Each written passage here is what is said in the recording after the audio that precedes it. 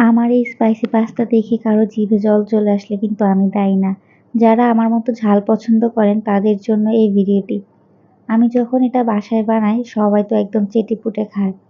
Pasta তো অনেকেই অনেকভাবে রান্না করে। আজকে আমি দেখাবো আমি কিভাবে স্পাইসি পাস্তা রান্না করি। হ্যালো বন্ধুগণ, আসসালামু আলাইকুম। সবাই কেমন আছেন? আশা করছি সবাই ভালো আছেন। আমি এখানে ২ কাপ পাস্তা নিয়েছি। একটি হাঁড়িতে পরিমাণ মতো পানি দিয়ে পাস্তাগুলো সিদ্ধ করে নিব। সাথে হাফ চামচ লবণ আর সামান্য পরিমাণ তেল দিয়ে দিয়েছি। এতে করে পাস্তাগুলো একটার সাথে আরেকটা লেগে যাবে না।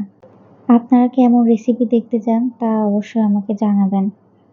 আমার পাস্তাগুলো সিদ্ধ হতে ৭ থেকে ১০ মিনিট সময় লেগেছে।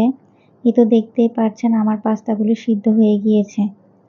একটা ছাঁকনির সাহায্যে পাস্তাগুলো ছেঁকে নিয়ে বাকি পানিগুলো যাতে ঝরে যায় তার জন্য আমি ছাঁকনির উপর এভাবেই রেখে দিব। এরপর একটা প্যানে পরিমাণ মতো তেল দিয়ে দিব। তেলটা গরম হয়ে গেলে পেঁয়াজ কুচি, সামান্য লবণ দিয়ে নেড়ে ভালোভাবে মিশিয়ে নিব। পেঁয়াজটা ভাজা ভাজা হয়ে গেলে রসুন, কাঁচামরিচ দেওয়ার পর সবকিছু কিছুক্ষণ ভেজে নিয়ে এরপর বাকি উপকরণগুলো দিয়ে দিব। একটা ডিম দিয়ে দিব, tomato ketchup, barbecue sauce, soya sauce, সামান্য মরিচের গুঁড়া, চিলি ফ্লেক্স। আমি এখানে কোনো কিছুর পরিমাণ আপনাদের বলছি না। আমার পছন্দ অনুযায়ী আমি রান্না করেছি।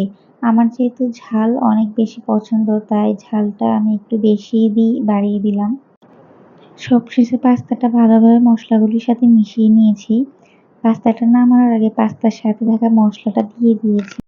এই তো দেখতেই পাচ্ছেন এর মাঝে আমার পাস্তাটা একদম তৈরি হয়ে গিয়েছে। আপনারা যারা ঝাল পছন্দ করেন তারা এইভাবে বাসায় একবার হলেও ট্রাই করবেন। আশা করব আমার এই রেসিপিটি আপনাদের ভালো লাগবে। ভালো লাগলে লাইক, কমেন্ট, শেয়ার দিয়ে অবশ্যই আমার পাশে থাকবেন। চ্যানেলটিকে সাবস্ক্রাইব করবেন। সবাইকে ধন্যবাদ।